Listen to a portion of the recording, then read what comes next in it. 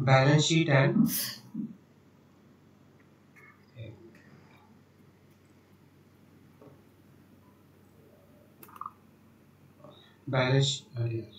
हाँ, जिसमें हम बैलेंस शीट और प्रॉफिट एंड लॉस अकाउंट के फॉर्मेट की बात कर रहे हैं। ये वो चैप्टर है, क्योंकि ये इम्पोर्टेंट चैप्टर इसलिए है, इसमें हमें ये पढ़ने को मिलेगा कि बैलेंस शीट के अंदर कौन कौन से आइटम्स आते हैं।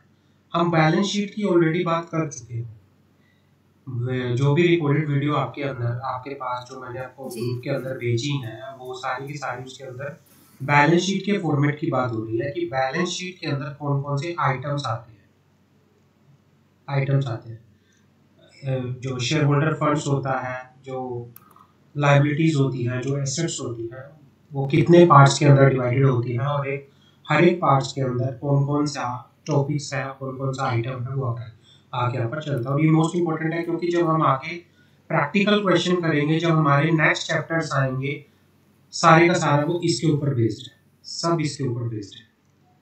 जब तक हमें ये नहीं पता होगा कि बैलेंस शीट में कहाँ पे क्या आएगा, प्रॉफिट एंड लॉस में कहाँ पे क्या आएगा, तब तक हम क्वेश्चंस को सोल्व नहीं कर पाएंगे। तो ये तभी करके मोस्ट इंपॉर्टेंट चैप्टर है, आप इस चैप्टर को स्किप बिल्कुल मत करना। आप वीडियो देखो, सारी की सारी बैलेंस शीट वाला पोर्शन ऑलरेडी कर चुके हैं। आज की क्लास में हम पार्ट 2 शुरू करें। पार्ट 2 किस चीज़ का है ये मैं बता देता हूँ एक बार आपको। जो हमारा कंपनीज एक्ट है, कंपनीज एक्ट, इसके अंदर हमने कंपनीज एक्ट भी पढ़ा है थोड़ा सा, अकाउंट्स के बारे में, जो अकाउंट्स को लेके कंपनीज एक्ट के प्रोविजंस है। भाई अकाउंट्स के अंदर कंपनीज एक्ट के क्या क्या प्रोविजंस है, उसके बारे में हमने पढ़ा है। सेक्शन, अगर मैं कंपनीज एक्ट की बात करूँ, सेक्शन 128 एंड सेक्शन 129 जो प्रिपरेशन ऑफ फाइनेंशियल स्टेटमेंट की बात करता है, जो बात करता है प्रिपरेशन ऑफ फाइनेंशियल स्टेटमेंट्स की, प्रिपरेशन ऑफ फाइनेंशियल स्टेटमेंट्स की हमने वो पढ़ा है। वो आपको मिलेगा, जो मैंने इस चैप्टर की क्लास नंबर 1 आपको सेंड की है, उसके अंदर मिलेगा। फिर हाँ जी, फिर हमने सेकंड वाली क्लास में शुरू किया था शेड्यूल 3।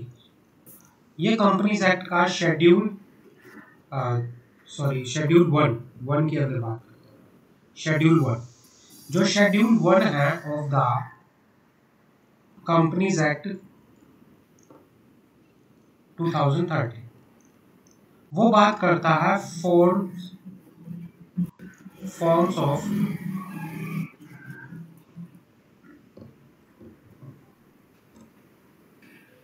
एक मिनट,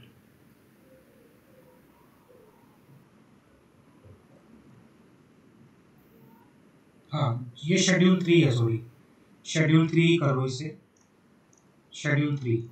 हाँ, जो शेड्यूल 3 है आपका कंपनीज एक्ट का, वो बात करता है forms of format of balance sheet and profit and loss accounts, profit and loss account, वो फॉर्मेट की बात करता है। बैलेंस शीट का फॉर्मेट क्या होगा, प्रॉफिट एंड लॉस अकाउंट का फॉर्मेट क्या होगा, उसके बारे में बात करता है। आगे बात करते हैं। और जो फॉर्मेट की मैंने बैलेंस शीट वाले फॉर्मेट की बात की है, वो आपको मिलेगा, किसमें मिलेगा, क्लास नंबर 2 और क्लास नंबर 3 के। समझ आ गई? वो आपको मिलेगा क्लास नंबर 2 और क्लास नंबर 3 के, वो उसमें मिलेगा आपको जी।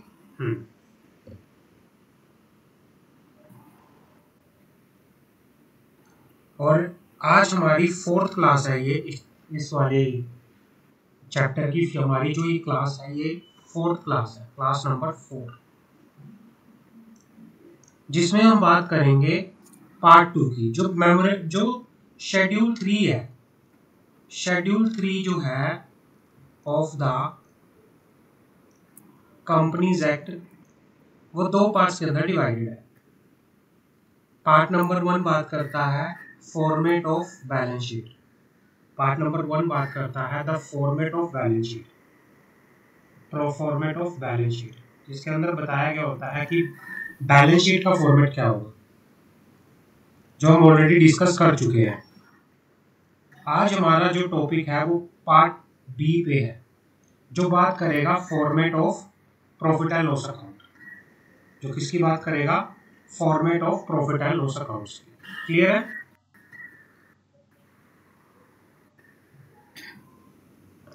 हाँ, तो ये जो हमें दे रखा है शेड्यूल 3 कौन सा क्या टॉपिक क्या है? Schedule 3 of the companies act 2013। अगर मैं बात करूं as per the schedule 3 of the companies act 2013, part 2 की बात करूं, पार्ट 2 जो बात करता है वो form of statement and profit and loss की बात करता है। Statement of profit and loss की बात करता है। किसी भी कंपनी का statement of profit and loss बनेगा तो इस फॉर्मेट में बनेगा, शेड्यूल 3 के अंदर बनेगा, इस फॉर्मेट में। और इसके अंदर क्या क्या आइटम्स आते हैं उसके बारे में हम बात करेंगे। क्लियर है? तो जी सर। हाँ, सबसे पहले नाम आता है हमारे पास, अगर हम किसी भी कंपनी का statement of profit and loss बनाते हैं, सबसे पहले नाम आता है कंपनी का नाम क्या है। उसके बाद आता है जैसे कंपनी का नाम एबीसी लिमिटेड, एबीसी लिमिटेड। फिर आता है कि प्रॉफिट एंड लॉस जो स्टेटमेंट है वो किस ईयर की है, जैसे 31 मार्च 2023। और रुपीज इन किस में है, जैसे फिगर दिखा रहे हो लैक्स में दिखा रहे हो फिगर, तो लैक्स आ जाएगा, ये इस तरह से फिगर होती है। तो सबसे पहले किस तरह से statement and profit and loss account बनती है उसके बारे में बात करते हैं। 2 साल का इसमें हम क्या देते हैं, करंट फाइनेंशियल ईयर का एंड प्रीवियस फाइनेंशियल ईयर का, इसमें हम क्या देख चलते हैं, अमाउंट्स मेंशन करके यहाँ पर चलते हैं। पहला आइटम होता है रिवेन्यू फ्रॉम ऑपरेशंस। जब हम प्रॉफिट एंड लॉस जो statement of profit and loss बनाते हैं, सबसे पहले आता है जो आपको बिजनेस से रेवेन्यू हुआ, कितना हुआ इस साल, कितना हुआ प्रीवियस ईयर में, कितना हुआ, या फिर कोई अदर इनकम्स आपको हुई, मिसलेनियस इनकम, तो आप इसमें दिखा दोगे। टोटल इनकम आपकी आ जाएगी यहाँ पे। इसमें से फिर आप माइनस करोगे, क्या माइनस करोगे, एक्सपेंसेस। अब एक्सपेंसेस कौन कौन से आपके मोटा मोटी हो सकते हैं। सबसे पहले आप ऑपरेशन के एक्सपेंसेस जो आपके होते हैं, कॉस्ट ऑफ मटेरियल्स, जो आपने मटेरियल को परचेज किया, मटेरियल को कंज्यूम किया, स्टॉक इन ट्रेड, उसकी सारी कॉस्ट आएगी। और जो चेंज इन इन्वेंटरीज हुआ उसकी कॉस्ट, चेंज इन इन्वेंटरीज मतलब इन्वेंटरी को फिनिश गुड्स में या वर्क इन प्रोग्रेस में लाने के लिए जो एक्सपेंसेस खर्चा हुआ वो वाला। एम्प्लॉइज बेनिफिट एक्सपेंसेस, एम्प्लॉय के बेनिफिट के लिए आपने क्या क्या खर्चे किए वो। Finance cost, depreciation on the assets and other expenses, इन सबको ऐड करके आ जाएगा टोटल एक्सपेंसेस। अब जब क्या होता है, फिर आगे एक आइटम आता है profit before exceptional and extra ordinary item. आप टोटल इनकम में से टोटल एक्सपेंसेस माइनस कर दोगे तो आपके पास आएगा क्या, profit before exceptional and extra ordinary item. Profit before exceptional and extra ordinary item, ये आपके पास आ जाएगा। यहां तक क्लियर है? जी सर। ओके, आगे बढ़ते।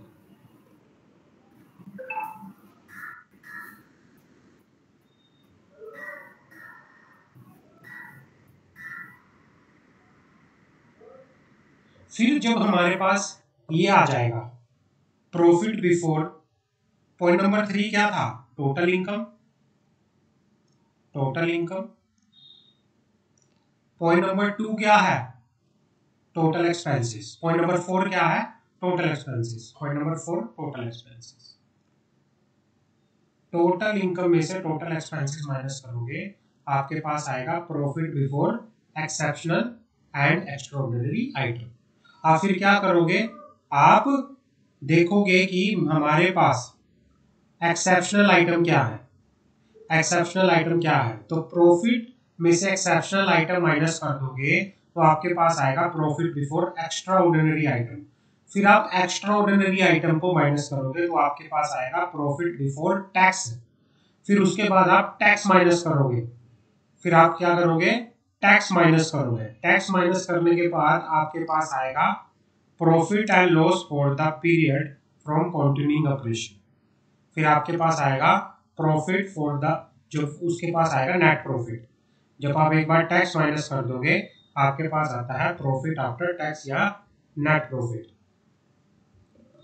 Profit for the operation of continue item, profit from discontinue item, tax expenses of discontinue item. तो मतलब उसके बाद आपके पास क्या आ जाता है कि जब आप एक बार माइनस कर दोगे किसमें से, प्रॉफिट बिफोर टैक्स में से टैक्स माइनस कर दोगे, तो आपके पास जो भी बचेगा प्रॉफिट एंड लॉस जो भी आएगा कि भाई क्या आपके पास हुआ वो आपका दिखा दिया जाएगा कि भाई आपका प्रॉफिट कंटिन्यू आइटम से कितना हुआ, आपका profit and loss discontinue item से कितना हुआ ऑपरेशन से, और उसके बाद टैक्स एक्सपेंसेस कितने थे आपके। फिर आप क्या करोगे, इनमें से इसमें से माइनस कर दोगे जो भी आपके टैक्स एक्सपेंसेस थे, तो आपका नेट प्रॉफिट या लॉस निकल के आ जाएगा। तो आपको ये चीजें ध्यान में रखनी है। पहले आप कैलकुलेट करोगे टोटल इनकम, हमें सबसे पहले कैलकुलेट करनी है टोटल इनकम। उसके बाद हमें कैलकुलेट करना है टोटल एक्सपेंसेस। वो कैसे कैलकुलेट करते हैं वो हमें सीखना है, टोटल एक्सपेंसेस। फिर उसमें से हम माइनस करेंगे। फिर हमें कैलकुलेट करना है एक्सेप्शनल, जो हमारी एक्सेप्शनल आइटम क्या होती है वो देखना है। एक्सेप्शनल आइटम जब हमने एक बार देख ली, फिर हमें देखनी है extra ordinary item, extra ordinary item, extra ordinary item. और फिर हमें क्या देखना है, हमारा टैक्स कितना है, टैक्स। तो मोटा मोटी जो आपके ये चीजें हैं आपको ये ध्यान में रखनी है। तो इसी के लिए ही फॉर्मेट पूरा दे रखा है कि आप कैसे इनको कैलकुलेट करोगे। वो कहाँ बता रखा होता है, वो बता रखा होता है शेड्यूल 3 के अंदर, वो बता रखा होता है शेड्यूल 3 के अंदर। समझ आ गई, क्लियर है? अब क्या होता है जब आप प्रॉफिट एंड लॉस, जब statement of profit and loss आप बनाओगे तो आपको क्या क्या चीजें ध्यान में रखनी है। हर एक आइटम को जब आप नोट कर रहे हो प्रॉफिट एंड लॉस अकाउंट्स के अंदर, तो आपको क्या क्या चीजें नोट करनी है वो आपको शेड्यूल 3 बताता है। अगर जब हम टोटल कॉस्ट, टोटल इनकम हम कैलकुलेट कर रहे होते हैं, तो सबसे पहले हमारे पास आइटम आता है revenue from operation, revenue from operation. सबसे पहले हमें ये कैलकुलेट करना होता है रेवेन्यू फ्रॉम ऑपरेशन। अब जब हम रेवेन्यू फ्रॉम ऑपरेशन क्या करते हैं, कैलकुलेट करते हैं, तो हमें क्या क्या चीजें ध्यान में रखनी चाहिए, क्या क्या चीजें हम रेवेन्यू फ्रॉम ऑपरेशन में ऐड करेंगे। रेवेन्यू फ्रॉम ऑपरेशन के अंदर क्या क्या चीजें आती है। रेवेन्यू फ्रॉम ऑपरेशन के अंदर आता है अगर आपने कोई सेल, किसी प्रोडक्ट की सेल करी है, अगर आप कोई मैन्युफैक्चरिंग कंपनी हो और आप किसी प्रोडक्ट को बना के उसे सेल कर रहे हो, तो वो क्या आता है आपके बिजनेस का पार्ट है, वो आपके ऑपरेशन का पार्ट है, तो वो किस में आएगा, रेवेन्यू फ्रॉम ऑपरेशन में आएगा। दूसरा, अगर आप कोई सर्विस दे रहे हो और सर्विस से आप इनकम जनरेट कर रहे हो, सर्विस आपका बिजनेस है, तो वो भी क्या आएगा, वो भी रेवेन्यू फ्रॉम ऑपरेशन में आएगा, रेवेन्यू फ्रॉम ऑपरेशन में आएगा। आपने, अगर आप सेक्शन 8 कंपनी हो, सेक्शन 8 कंपनी कौन सी कंपनी होती है बताओगे? Section 8 company sir non profit organisation. Not profit, not profit organisation का मेन बिजनेस होता है चैरिटेबल। अगर उस बिग कंपनी को कोई डोनेशन रिसीव हुआ है या कोई ग्रांट रिसीव हुआ है, तो हम कहेंगे कि वो इसके बिजनेस की इनकम है, वो रेवेन्यू फ्रॉम ऑपरेशन, ठीक है ना। या अदर ऑपरेशन रेवेन्यू, कोई भी उसके पास ऑपरेशन रेवेन्यू आया तो वो सारा किस में आएगा, रेवेन्यू फ्रॉम ऑपरेशन में आएगा। उसमें से हम माइनस कर देंगे कोई एक्साइज ड्यूटी अगर पे की गई है, कोई टैक्स, कोई एक्साइज ड्यूटी पे की गई है, वो इसमें से लेस हो जाएगी। तो आपका क्या निकल जाएगा, आपका निकल जाएगा रेवेन्यू फ्रॉम ऑपरेशन। ये उन कंपनी के लिए है, for company other than finance company, for company other than finance company. भाई उन कंपनी का जिनका बिजनेस अदर देन फाइनेंस है, उनके लिए रेवेन्यू फ्रॉम ऑपरेशन कैसे कैलकुलेट करेंगे वो हमने पढ़ लिया। कैसे करेंगे, अगर आप कोई प्रोडक्ट को सेल करके, अगर आप कोई सर्विस को सेल करके अगर आप सेक्शन 8 कंपनी हो, अगर आपको कोई डोनेशन या ये चीज़ें मिल रही हैं या कोई ऑपरेशन आपको रेवेन्यू मिल रहा है, ऑपरेटिंग रेवेन्यू मिल रहा है, आप वो पूरा एड ऑन करके माइनस कर दोगे एक्साइज ड्यूटी, तो आपका रेवेन्यू फ्रॉम ऑपरेशन आ जाएगा। अब बात करते हैं फाइनेंस कंपनी की। फाइनेंस कंपनी के केस में रेवेन्यू फ्रॉम ऑपरेशन कैसे कैलकुलेट किया जाता है? Revenue from operation shall include revenue from interest. Finance company कौन सी होती है? फाइनेंस कंपनी वो कंपनी होती है जिसका मेन बिजनेस फाइनेंसिंग का होता है, जो क्या करती है, लोन देती है, बोरिंग कर देती है, डिपॉजिट एक्सेप्ट करती है, वो कंपनी एनबीएफसी टाइप की। जी, वो कैसे बिजनेस अपना, वो कैसे इनकम जनरेट करती है? वो लोन दिया, लोन के बदले में उनको इंटरेस्ट मिलता है। तो अगर उनको कोई इंटरेस्ट की इनकम मिल रही है फाइनेंस कंपनी को, तो वो उनका क्या है, रेवेन्यू है।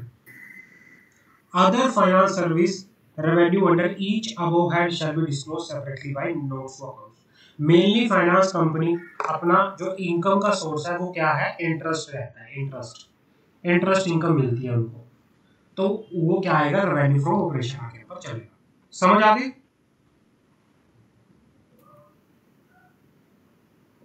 क्लियर है? जी।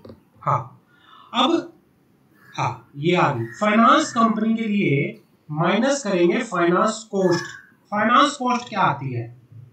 अब कोई फाइनेंस कॉस्ट है, फाइनेंशियल एक्सपेंसेस जो है, फाइनेंस कॉस्ट क्या होती है? Finance cost shall be classified as under, जैसे इंटरेस्ट एक्सपेंसेस, इंटरेस्ट के खर्चे, other borrowing cost, applicable net gain net loss on foreign currency transaction. तो ये क्या होती है, फाइनेंस कॉस्ट होती है। फाइनेंस कॉस्ट ये क्या होगी, रेवेन्यू में से माइनस हो जाती है। रेवेन्यू में से क्या हो जाती है, ये माइनस हो जाती है। समझ आ गई? फाइनेंशियल कंपनी के जो खर्चे होते हैं, जैसे कोई इंटरेस्ट का एक्सपेंसेस हो गया, इंटरेस्ट का खर्चा हो गया, अदर बोरिंग कॉस्ट होगी, या कोई फॉरेन करेंसी ट्रांजैक्शन कॉस्ट हो गई, तो वो सारी की सारी रेवेन्यू में से क्या हो जाएंगी, माइनस हो जाएंगी। अब कुछ अदर इनकम भी आ सकती है आपकी। टोटल इनकम में दो चीजें आती हैं। टोटल इनकम जब आप कैलकुलेट करते हो, पहला तो आपके बिजनेस से जो income I, revenue from operation. पहला तो आपको अगर कोई बिजनेस से इनकम आई, दूसरी कोई और इनकम भी आपको आ सकती है, अदर इनकम। अब अदर इनकम में क्या हो सकता है, अदर इनकम में क्या हो सकता है, कंपनी को कोई इंटरेस्ट इनकम रिसीव हुई है, कंपनी को कोई डिविडेंड मिला है ना, कंपनी ने कोई इन्वेस्टमेंट की सेल की है, या कंपनी को कोई नॉन ऑपरेटिंग क्या हुई है, इनकम हुई है, मतलब अदर देन बिजनेस से अलग कोई इनकम कंपनी को हुई है, तो वो सारी की सारी क्या होगी, वो भी ऐड होगी। इन दोनों को ऐड करेंगे तो क्या आ जाएगा, टोटल इनकम। क्या आ जाएगा, total income. Total income clear है? Yes sir. ये सारी चीजें आप जब हमने पहला हेड पढ़ लिया हमारा, कौन सा, टोटल इनकम कैसे कैलकुलेट करते हैं। टोटल इनकम कैसे कैलकुलेट करते हैं, statement of profit and loss के अंदर हमने वो वाला पार्ट पढ़ लिया। क्लियर है? अब आगे बढ़ते हैं, एक्सपेंसेस की बात अब में आ जाते हैं। एक्सपेंसेस के अंदर हमने एक तो पढ़ लिया कि भाई एक्सपेंसेस इनकी इन्वेंट्री के एक्सपेंसेस होते हैं, मटेरियल को परचेज करने के एक्सपेंसेस, वो अलग बात है, मटेरियल वाले, गुड सर्विस। अब बात करते हैं एम्प्लॉय बेनिफिट एक्सपेंसेस कौन कौन से होते हैं। हमने एक्सपेंसेस में पढ़ा था ऊपर, एम्प्लॉय बेनिफिट एक्सपेंसेस कैसे कैलकुलेट करते हैं, एम्प्लॉय बेनिफिट एक्सपेंसेस को, एम्प्लॉय बेनिफिट एक्सपेंसेस को कैसे कैलकुलेट करते हैं।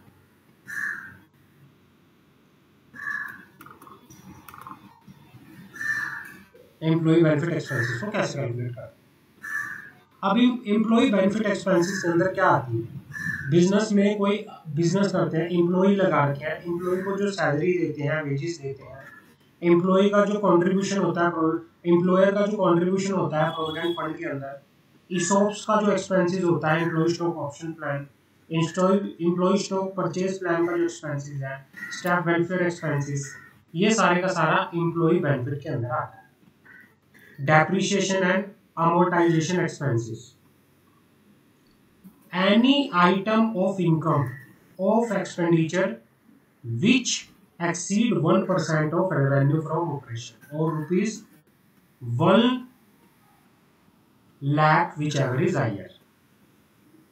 कि भाई कोई भी ऐसा खर्चा अगर कर रहा है, जो कोई भी ऐसा खर्चा है जो रेवेन्यू का 1% से ज्यादा है या 1 लाख रुपए का खर्चा है, वो एम्प्लॉय बेनिफिट एक्सपेंसेस के अंदर आएगा या इनकम आइटम्स के अंदर आएगा। Interest income, interest expenses, dividend income, net gain loss on investment, adjustment to the carrying out investment. भाई ये किसकी बात कर रहा है कि भाई एम्प्लॉय बेनिफिट क्या होता है, एक्सपेंसेस क्या होते हैं, इनकम क्या होती है, वो सारी बात कर रहा है इसके अंदर। अदर्स उसमें बात कर रहा है, एडिशनल उसके अंदर।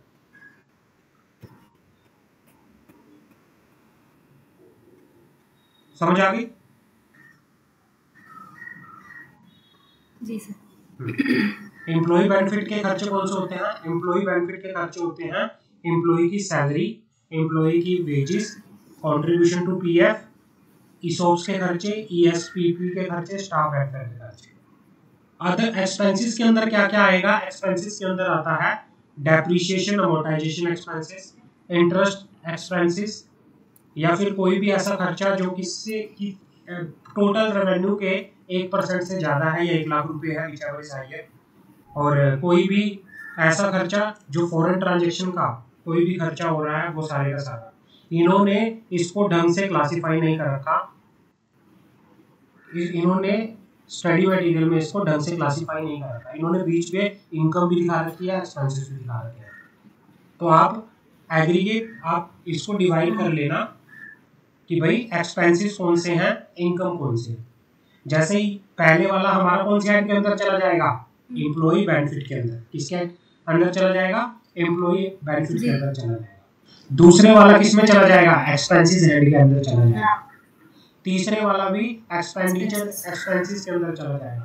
चौथा किसमें चला जाएगा? इनकम में, इनकम आइटम में। पांचवा किसमें चला जाएगा? एक्सपेंसेस में। छठा इनकम में, और ये इनकम के अंदर चला जाएगा, ये भी नेट गेन लॉस। उसके बाद adjustment to carry out investment, carry out, ये भी किसमें चला जाएगा? एक्सपेंसेस के अंदर। ये एक्सपेंसेस के अंदर चला जाएगा, ये एक्सपेंसेस के अंदर चला जाएगा। ऑडिट एक्सपेंसेस क्या होते हैं, ये ध्यान रखो। ऑडिट एक्सपेंसेस, ऑडिटर का खर्चा क्या होता है? Payment to auditor. अब किस चीज के लिए आप ऑडिट को पेमेंट करते हो? ऑडिट करवाने के लिए, टैक्सेशन के मैटर के, कंपनी लॉ के मैटर के, मैनेजमेंट सर्विस के, रिवर्समेंट ऑफ एक्सपेंसेस, वो सारा किस में चला जाता है? पेमेंट टू ऑडिटर के अंदर। पेमेंट टू ऑडिट फीस भी कहते हैं इसको, payment to auditor, audit fees के खर्चे। In case of company covered under section 135, amount of expenditure incurred on corporate social responsibility activity. CSR पे अगर कंपनी ने कोई खर्चा किया है तो वो भी क्या होता है? एक्सपेंडिचर होता है, सीएसआर का खर्चा। Item of exceptional and extraordinary nature और प्रायर पीरियड एक्सपेंसेस। तो ये सारा क्या है आपको देखना है, इनका किस तरह से इन्होंने डिवीजन किया है, क्या खर्चा है, क्या इनकम है, क्या एम्प्लॉय बेनिफिट का खर्चा है, वो सारा इन्होंने कैसे क्लासिफाई किया है। क्लियर है?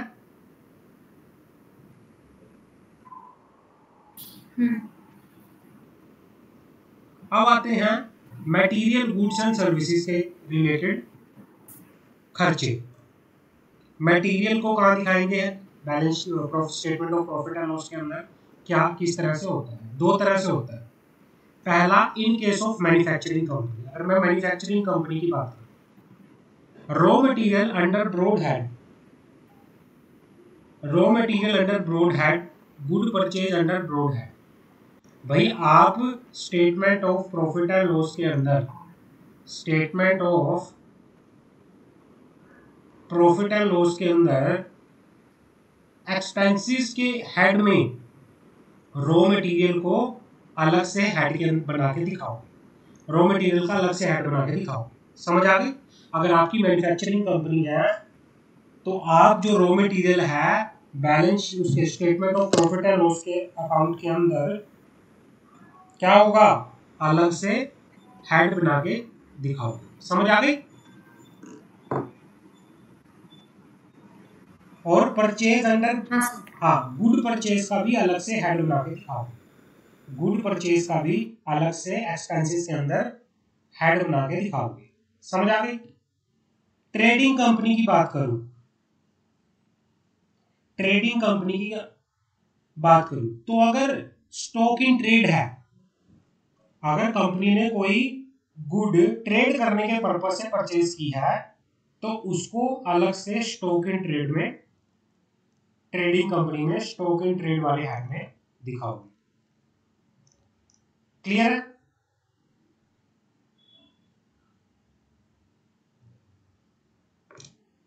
जी सर। हाँ। अब क्या है, इन case of company rendering of supply, अगर कोई कंपनी का बिजनेस कोई सर्विस देने का है, अगर कंपनी ने कोई ग्रोस इनकम डिराइव की गई है फ्रॉम सर्विस रेंडर और supply are shown under prove है।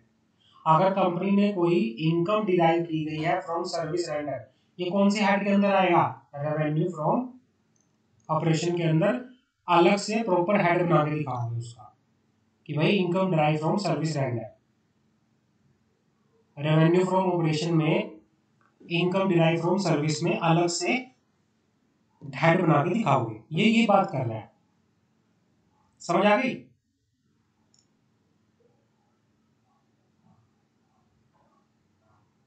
कोई डाउट यहाँ पे मेरा, किसी तरह का कोई डाउट अभी तक?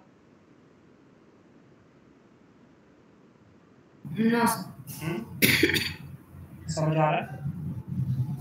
नहीं सर, क्लियर है। इस चैप्टर के अंदर जो हमारा सिर्फ फॉर्मेट की बात हो रही है, हमें किस तरह से प्रॉफिट एंड लॉस का, किस तरह से बैलेंस शीट का फॉर्मेट बनाना है। ठीक है ना?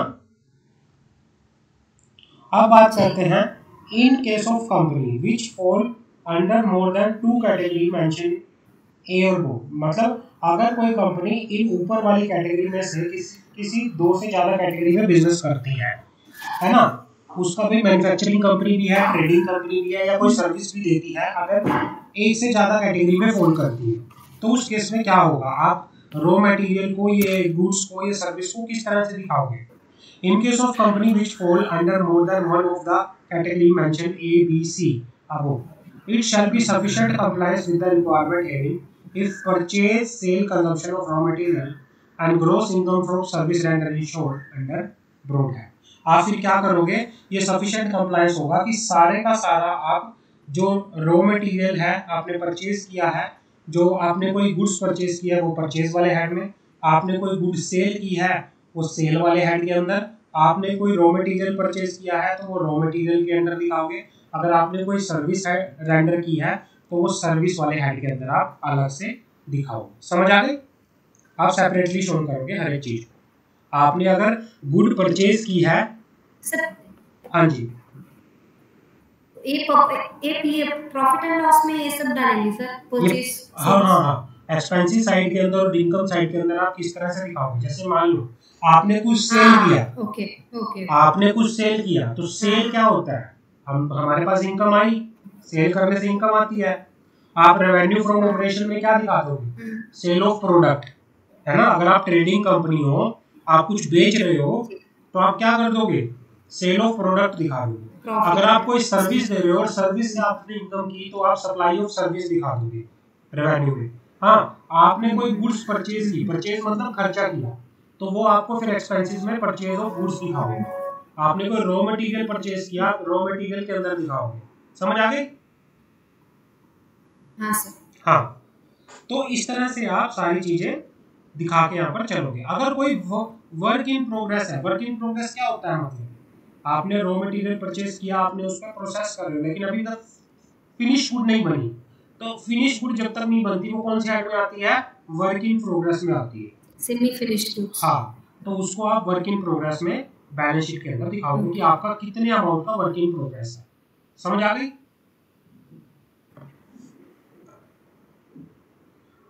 वो कौन से हेड में दिखाएंगे सर? वर्क इन प्रोग्रेस को एक्सपेंसेस के अंदर दिखाया जाता है, एक्सपेंडिचर के अंदर दिखाया जाता है भाई इतने इतने रुपीस का आपने रॉ मटेरियल खरीदा था, इतने का आपने कंज्यूम कर लिया, इतने का फिनिश गुड है, इतने का वर्क इन प्रोग्रेस है। समझ आ गई?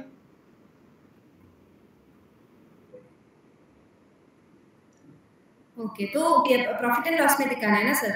ये स्टेटमेंट और प्रॉफिट एंड लॉस की बात कर रहे हैं, बैलेंस शीट की यहाँ पे कोई बात नहीं है। हाँ नहीं सर, आपने बताया बैलेंस शीट। हाँ ओके, ये हमारा statement of profit and loss की ही बात हो रही है सारी, क्लियर है? ओके। हाँ, ये हम एक्सपेंसेस के हेड में परचेज वाले उसमें दिखाएंगे। अब परचेज किस किस का हो सकता है? Purchase of raw material, purchase of work in progress है, क्या है? परचेज किया हमने, रॉ मटेरियल कंज्यूम कितना कर लिया, कितना वर्क इन प्रोग्रेस है, कितना फिनिशिंग है, सबका हम अलग अलग हेड के अंदर दिखाएंगे। जब हम प्रैक्टिकल करेंगे और ज्यादा क्लैरिटी आएगी, ठीक है ना? जी सर। हाँ, बट हमें ये पता होना चाहिए पहले हेड के अंदर, हम डायरेक्टली प्रैक्टिकल पे तो आ नहीं सकते, क्योंकि डायरेक्टली प्रैक्टिकल पे आएंगे तो हम कंफ्यूज हो जाएंगे भाई कहाँ पे क्या दिया है। We have to have in that knowledge कि भाई हमें कौन से हेड के अंदर कौन सी चीज दिखानी है। तभी मैं कह रहा हूँ इस चैप्टर को अच्छे से कर लेना, क्योंकि अब इस चैप्टर के बाद हमारे प्रैक्टिकल शुरू हो जाएंगे, ठीक है ना? ओके। हाँ, reserves, reserve creation and utilisation. The aggregate if material of any amount set aside or proposed to be set aside to reserve without including provision made to meet the specific liability, contingent liability or commitment note or exit at the date balance sheet is made. If aggregate if material, if any amount withdraw from the reserve. Reserves मतलब कोई reserves create कर लिया आपने किसी material का, कि भाई क्या है, कोई मटेरियल था कि the aggregative material of any amount set aside और propose to be set aside. Set aside का मतलब होता है सेट ऑफ करना।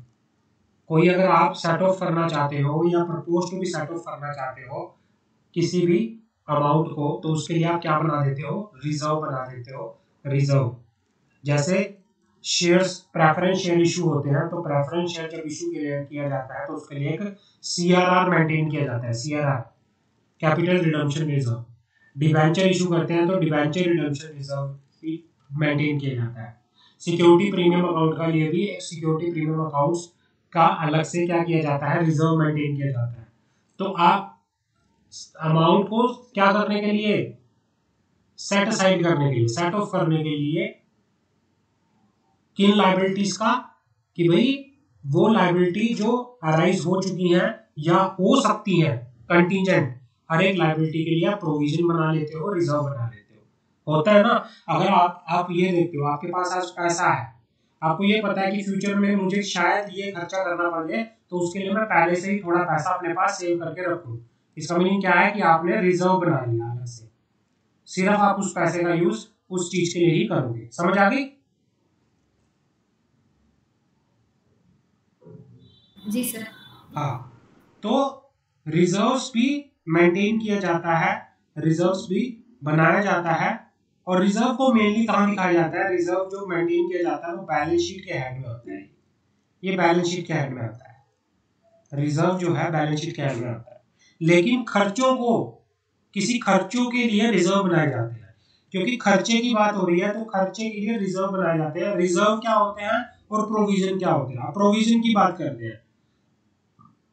प्रोविजन क्या होते हैं? कि भाई the aggregate if material of the amount set aside to provision made for meeting specific liability, contingent and commitment.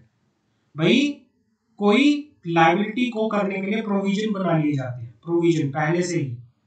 भाई इसके लिए प्रोविजन फॉर बैड डेट्स हो गया, कोई प्रोविजन फॉर बैड डेट्स हो गया, प्रोविजन फॉर डाउटफुल डेट हो गया, तो अलग अलग प्रोविजन बना लिए जाते हैं। इसकी बात इतना वो नहीं है, डेप्थ में नहीं है।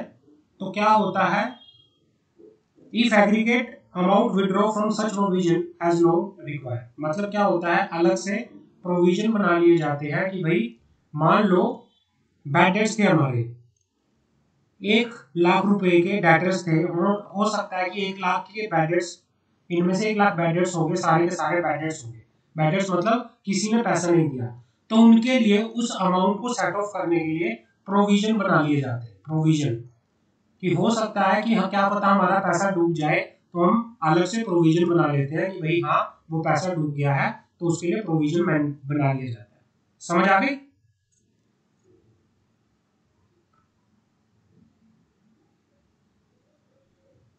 Yes sir. आगे बात करते हैं expenses etcetera incurred in each of the following items separately. अब बैलेंस शीट के अंदर ये कौन कौन से होते हैं? अदर टाइप्स ऑफ एक्सपेंसेस होते हैं, अदर एक्सपेंसेस। अब अदर एक्सपेंसेस के अंदर कौन कौन से एक्सपेंसेस आते हैं? Consumption of stores and spare part, power and fuel, rent, repair of building, repair of machinery, repair of insurance, rate and taxes, miscellaneous expenditure. ये सारे अदर एक्सपेंसेस हैं के किसके अंदर आते हैं? हेड के अंदर आते हैं। ये सारे अदर एक्सपेंसेस में आते हैं। क्लियर है? अब एक्सपेंसेस वाले हेड में सबसे पहले आता है मटेरियल वाले एक्सपेंसेस, रॉ मटेरियल के एक्सपेंसेस। रॉ मटेरियल या तो कंज्यूम हो चुका होगा, या वर्क इन प्रोग्रेस में होगा, या फिनिशिंग में होगा। हमारे पास एम्प्लॉय के एक्सपेंसेस आते हैं, एम्प्लॉय के एक्सपेंसेस। फाइनेंस कॉस्ट आती है, फाइनेंस कॉस्ट, डेप्रिसिएशन का खर्चा, अदर एक्सपेंसेस, ये सारे का सारा उसमें आके यहाँ पर चलेगा। समझ आ गई? क्लियर है? हाँ सर। हाँ। अब हाँ, नोट्स टू अकाउंट्स के अंदर statement of profit and loss के नोट्स टू अकाउंट में एक सब्सिडरी की इंफॉर्मेशन भी आती है। ये नोट्स टू अकाउंट्स के अंदर आते हैं। ये सारे का सारा हम नोट्स टू अकाउंट्स के अंदर दिखाते हैं, नोट्स टू अकाउंट्स के अंदर। अब सब्सिडरी की इंफॉर्मेशन में क्या दिखाते हैं? भाई कितना हमें सब्सिडरी कंपनी से डिविडेंड रिसीव हुआ, या provision for loss of subsidiary company, या कि भाई सब्सिडरी कंपनी को अगर जो लॉस हुआ है उसके लिए क्या प्रोविजंस है, वो हम किसमें, कौन से हेड के अंदर दिखाते हैं? सब्सिडरी की इंफॉर्मेशन में दिखाते हैं। ये नोट्स टू अकाउंट्स के अंदर बनता है। आपसे क्वेश्चन के अंदर दे दिया होगा कि भाई डिविडेंड फ्रॉम सब्सिडरी कंपनी, तो आप कौन से हेड के अंदर दिखाओगे उसको?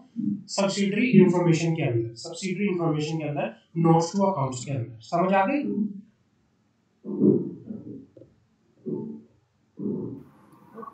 हाँ जी। ये सारे का सारा किसमें आएगा? आप देखो, प्रॉफिट एंड लॉस अकाउंट की स्टेटमेंट में सिर्फ लिमिटेड इंफॉर्मेशन आती है, उसमें आप सिर्फ टोटल इंफॉर्मेशन करके दिखाते हो, लेकिन आपको जो वर्किंग करनी होती है ना, वो नोट्स टू अकाउंट्स में करोगे। और ये सारा क्या है? ये नोट्स टू अकाउंट्स होते हैं, जो आप हर एक चीज का नोट बना बना के दिखाओगे। समझ आ गई? कि भाई आपको जैसे ही आपने ये कर दिया total income, total income, total income के लिए आप क्या कर दोगे? रेफर करोगे नोट नंबर 1। नोट नंबर 1 में आपने कैलकुलेशन कर रखा है कि आपने कैसे टोटल इनकम निकाली। समझ आ गई? ऐसे ही अदर एक्सपेंसेस, अदर एक्सपेंसेस आपने statement of balance, statement of profit and loss account के अंदर दिखा रखा है 5 लाख का। अब उसको रेफर कर दोगे नोट नंबर 3, और आप फिर दिखाओगे कि आपने किस तरह से इसको कैलकुलेट किया, फिर वो आप नोट्स टू अकाउंट्स में दिखाओगे। हम करते थे ना अपने उसमें बचपन के अंदर ऐसे। जी सर। हाँ, तो आप ये सारे का सारा अपने नोट्स टू अकाउंट्स के अंदर दिखाओगे। उसके बाद आता है फॉरेक्स की कोई इंफॉर्मेशन, फॉरेक्स की इंफॉर्मेशन। फॉरेक्स मतलब फॉरेन एक्सचेंज, फॉरेन एक्सचेंज। अब फॉरेक्स के अंदर क्या आएगा? अगर कोई इंपोर्ट किया है, इंपोर्ट की वैल्यू आएगी। अगर एक फाइनेंशियल ईयर के अंदर है, कंपनी ने CIF बेसिस पे कोई क्या किया है? एक्सपोर्ट किया है। एक्सपोर्ट किसका किया है?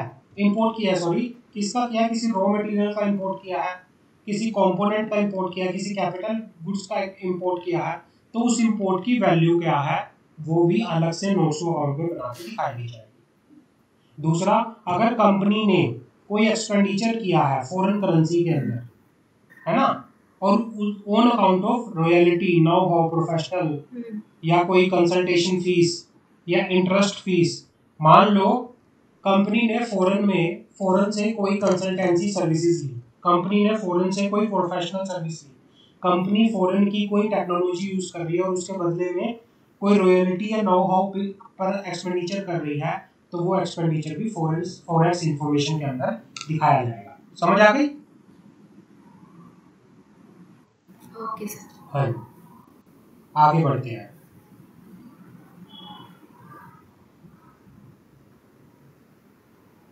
हाँ, ये कहना चाह रहा है total value of all imported raw materials, spare part, component, consumed during the financial year, and the total value of all indigenous raw materials, spare part, and components similarly consumed, and the percentage of each to the total consumption। ये कहना चाह रहा है कि भाई आप total consumption of raw material के अंदर आप ये बता के चलोगे कितनी परसेंटेज आपने इंपोर्टेड गुड की है और कितनी परसेंटेज आपने इंडिजियस गुड्स की है, उसकी परसेंटेज भी आप बता के चलोगे। क्लियर है? फॉरेक्स इंफॉर्मेशन के अंदर मान लो आपने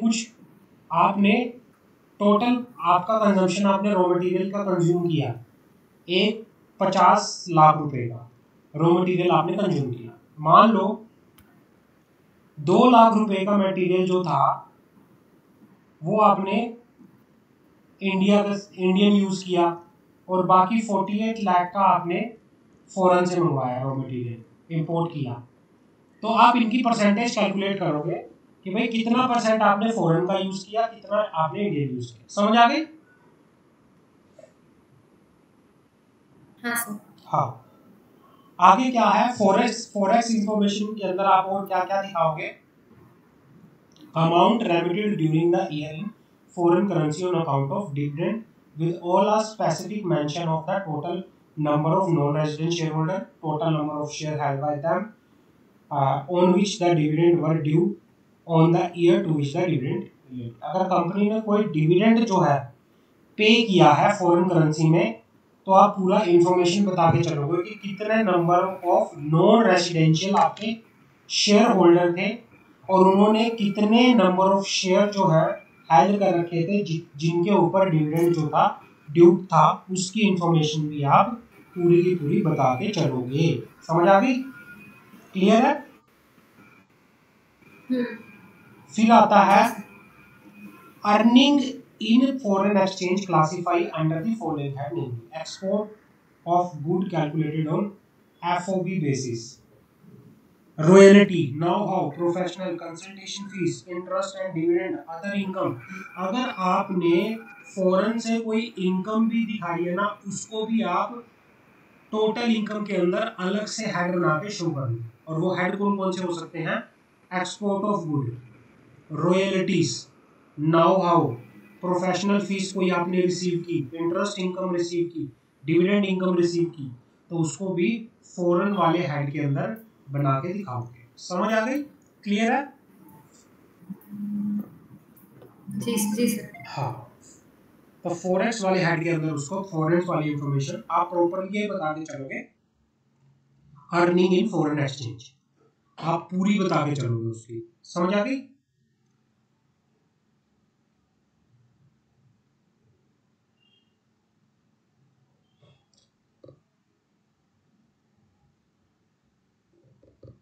आगे बात करते हैं अनडिस्क्लोज इनकम।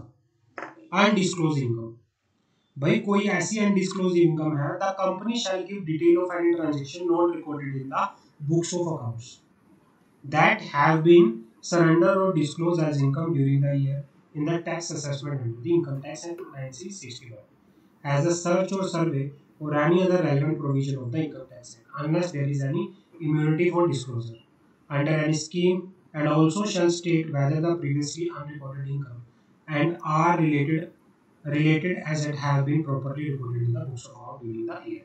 मान लो आपकी कंपनी के अंदर इनकम टैक्स की कोई रेड पड़ी, रेड के दौरान ऐसी कोई इनकम मिली या ऐसी कोई एसेट मिली जो रिकॉर्डेड नहीं थी, पहले आपके बुक्स ऑफ अकाउंट्स के अंदर रिकॉर्डेड नहीं थी, ऐसी कोई इनकम थी, ऐसी कोई एसेट थी जो आपके बुक्स ऑफ अकाउंट्स के अंदर पहले रिकॉर्डेड नहीं थी। बट सर जब आपके प्रीमाइस पे इनकम टैक्स वालों ने सर्च किया, सर्वे किया, क्या किया, रेड करी, तो वो मिली। तो फिर जब वो मिल जाती है तो आप उसको एज अनडिस्क्लोज इनकम जो आपकी पहले थी उसको फिर आप नेक्स्ट फाइनेंशियल ईयर की बुक्स ऑफ अकाउंट्स के अंदर क्या करोगे, शो करके यहाँ पर चलोगे। समझ आ गई? उसको आप शो करोगे, फिर आपको वो अपने बुक्स ऑफ अकाउंट्स में डालनी पड़ेगी। क्लियर है? अब आता है CSR, corporate social responsibility. Corporate social responsibility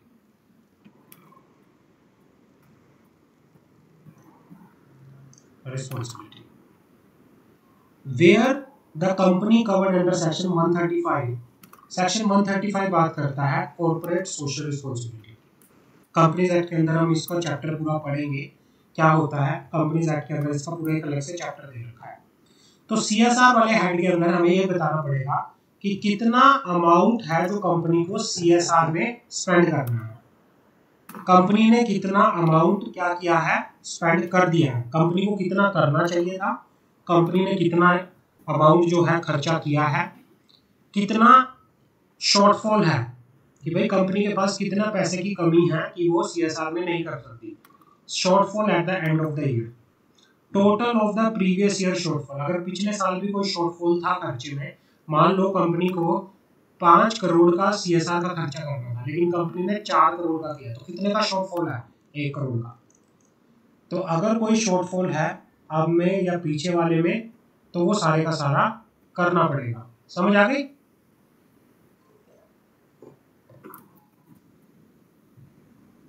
हाँ सर। हाँ, 1 मिनट रुको बस। हेलो भाई, क्या हाल है? रोड़ा मेरे क्या है?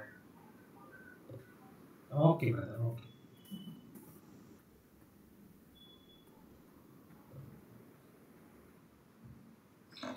समझ आ गया? और भाई रीजन फॉर शॉर्टफॉल क्या है कि आपने अभी वो वॉइस ब्रेक हो गया था सर। नहीं, एक्चुअली मैंने वो किया था, वो म्यूट कर दिया था, मेरा कॉल आ गया था। ओके। हाँ, तो क्या है रीजन फॉर शॉर्टफॉल? क्या है शॉर्टफॉल का रीजन? क्या था, आप खर्चा कम क्यों किया आपने, और शॉर्टफॉल क्या था, किस तरह की आपकी CSR की एक्टिविटी, आप किस तरह का खर्चा कर रहे हो, आप कोई स्कूल बनवा रहे हो, कोई कॉलेज बनवा रहे हो, कहीं डोनेशन आपने किया, किस तरह का आपने CSR का खर्चा किया है वो भी बताना पड़ेगा। और पूरी ट्रांजेक्शन, रिलेटेड पार्टी ट्रांजेक्शन आपको बतानी पड़ेगी, सारी की सारी CSR के अंदर आपको खर्चा बताना पड़ेगा। हम CSR वाला चैप्टर पढ़ेंगे अच्छे से कंपनीज एक्ट के अंदर, ठीक है? तो ये आपको CSR का बैलेंस शीट में बताना पड़ेगा। क्लियर है? हाँ सर। चलो आगे बात करते हैं।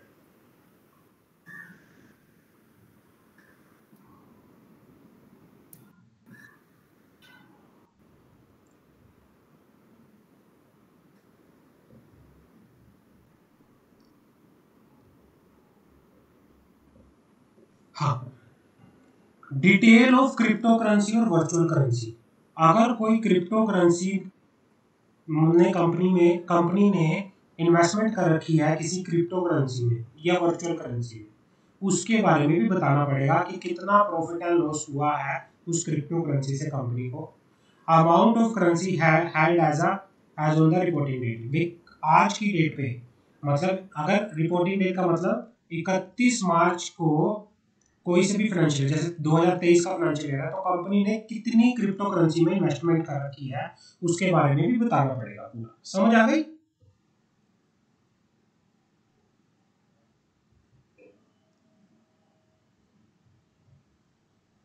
ये बात करते हैं ट्रू एंड फेयर व्यू क्या होता है, ये इंपॉर्टेंट है। True and fair view companies act का सेक्शन 128 सब सेक्शन 1 बात करता है कि कंपनी जो भी अपनी फाइनेंशियल स्टेटमेंट, जो भी बुक्स ऑफ अकाउंट्स प्रिपेयर करेगी, एवरी कंपनी शैल प्रिपेयर करेगी and keep it is registered office the books of accounts, other relevant book, paper, financial statement for every financial year which give a true and fair view of the state of affair of the company. ये कहना चाह रहा है कि हर एक company books of accounts, relevant books, financial statement ये सब prepare करेगी और उनको अपने रजिस्टर्ड ऑफिस पे रखेंगे। और जो ये बैलेंस शीट्स, ये जो बुक्स ऑफ अकाउंट्स हैं ये प्रिपेयर किए हैं, ये ट्रू एंड फेयर व्यू देंगी। भाई जो भी एक्चुअल में हुआ है, जो एक्चुअल में कंपनी के पास खर्चा हुआ, जो एक्चुअल में कंपनी ने इनकम निकाली, जो कभी हुआ, वो ट्रू एंड फेयर व्यू मतलब हैज इट इज उसको रिकॉर्ड करेगी। ऐसा नहीं है कि कंपनी खर्चा कर रही है 2 रुपए का, दिखा रही है 2000 रुपए का, ऐसा नहीं होना चाहिए। जो किया एज इट इज वही दिखाया जाएगा। समझ आ गई?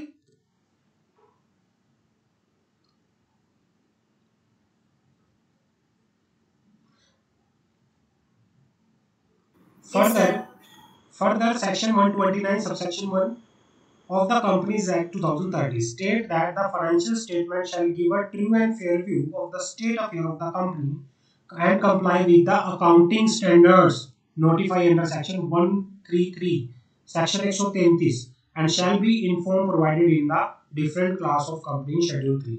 ये कहना चाह रहा है कि Section 129 क्या कह रहा है कि भाई जो भी फाइनेंशियल स्टेटमेंट है वो क्या करेंगी, ट्रू एंड फेयर व्यू देंगी और वो अकाउंटिंग स्टैंडर्ड को जो सेक्शन 133 के अंदर बता रखे हैं अकाउंटिंग स्टैंडर्ड, उनको कंप्लाई करेंगी कंपनी।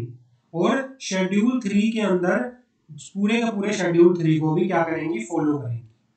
जो शेड्यूल 3 के अंदर फॉर्मेट बता रखा है उस फॉर्मेट को भी क्या करेंगी, फॉलो करेंगी। समझ आ गई? क्लियर है?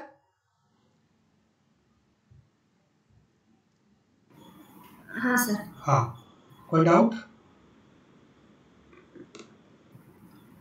No sir. ओके। अब ट्रू एंड फेयर व्यू के अंदर क्या क्या आता है?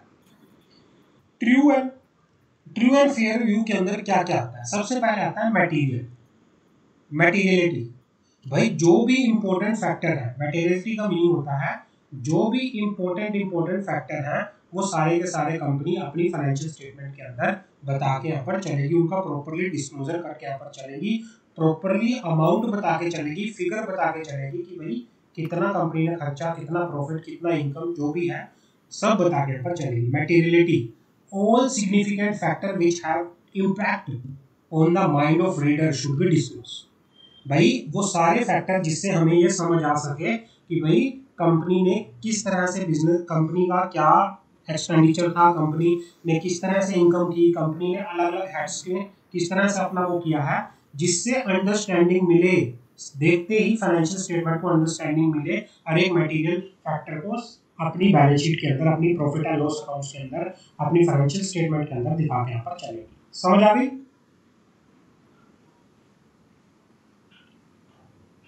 हाँ sir. Prior period item. The rule in India is that once accounts are adopted at the annual general meeting, they cannot be reopened. India में क्या कहते हैं, इंडिया में ये चीज है, एक बार अगर अकाउंट एजीएम के अंदर अडॉप्ट हो गए ना, वो रीओपन नहीं होंगे। If any error is discovered, it can be corrected only in the accounts of the subsequent period. Apart from errors, some of the account relating to the previous year may come to knowledge or may be certain only in the current year. ये कहना चाह रहा है कि prior period के item, अब क्या कर, प्रायर पीरियड के आइटम क्या होते हैं? मान लो पिछले साल की बैलेंस शीट के अंदर आपको कोई एरर मिला, ठीक है ना, उस एरर को ठीक करने के लिए आप वो तो क्लोज हो चुकी है बुक्स ऑफ अकाउंट, उनमें आप कुछ नहीं कर सकते। आप नेक्स्ट ईयर जो फाइनेंशियल स्टेटमेंट आएंगी उनके अंदर आप क्या कर सकते हो, चेंज कर सकते हो। ठीक है, प्रायर पीरियड आइटम क्या हेड डाल के उसमें डाल सकते हो। क्लियर है कि भाई इंडिया के अंदर ये चीज है, एक बार अगर आपकी बैलेंस शीट, एक बार आपका फाइनेंशियल स्टेटमेंट अगर क्या हो गया, अगर एक बार आपका फाइनेंशियल स्टेटमेंट अप्रूव हो गया, अडॉप्ट हो गया एजीएम के अंदर, आप उनको क्या नहीं कर सकते, ओपन नहीं कर सकते। फिर अगर कोई आपको एरर लगता है तो उस एरर को आप अगले फाइनेंशियल ईयर, जो भी आपका करंट फाइनेंशियल ईयर है, उस फाइनेंशियल ईयर के अंदर आप करेक्ट कर सकते हो। ठीक है ना?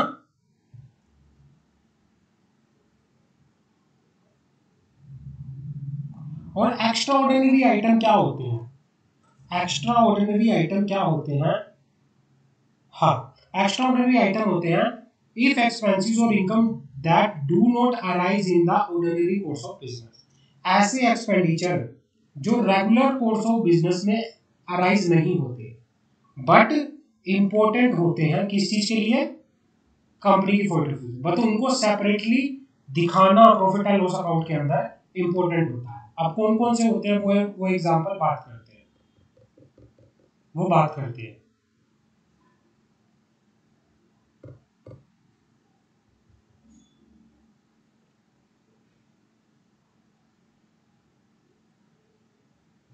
हाँ, इफ एक्सपेंसेस कौन कौन से होते हैं वो expenses? For example if fix asset is sold it is profit and loss has to be shown separately. अगर आपने कोई फिक्स एसेट थी, आपकी कोई बिल्डिंग थी, बिल्डिंग आपने अगर कोई सेल कर दी, अगर आपको बिल्डिंग सेल करने पे कोई प्रॉफिट हुआ है, कोई लॉस हुआ है, वो आपको क्या करना पड़ेगा? प्रॉपरली अलग से अपने एक्स्ट्रा ऑर्डिनरी आइटम के अंदर बैलेंस शीट में दिखाना पड़ेगा, उसमें प्रॉफिट एंड लॉस में दिखाना पड़ेगा। समझ आ गई? अगर कोई चेंज इन अकाउंटिंग पॉलिसी हुई है, अकाउंटिंग पॉलिसी के बारे में भी आपको डिस्क्लोजर देना पड़ेगा अपने स्टेटमेंट के अंदर, फाइनेंशियल स्टेटमेंट के अंदर। क्लियर है? Any doubt? क्लियर है सर। ठीक है,